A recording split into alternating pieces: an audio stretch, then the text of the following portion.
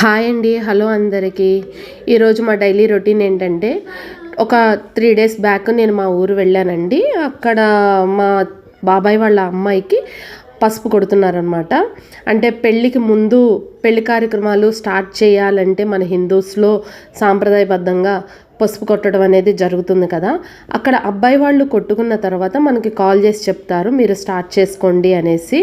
So వాళ్ళ call కోసం wait చేసాము. వాళ్ళ కాల్ వచ్చిన తర్వాత మేమందరం కలిసి ఇలా సరదాగా అందరూ 9 మంది ముత్తైదులు కలిసి పసుపు కొట్టడం అనేది జరిగిందండి. చాలా ఫన్నీగా జరుగుతూ ఉందన్నమాట. పాటలు పాడుకుంటా చాలా చక్కగా అనమాట. చాలా రోజుల తర్వాత నేను ఊరు వెళ్ళటం జరిగింది. నేను వెళ్ళానని చెప్పి నాకు కూడా చాలా మంచిగా ప్రిఫరెన్స్ ఇస్తూ చాలా ఎంకరేజ్ చేస్తూ ఉన్నారండి.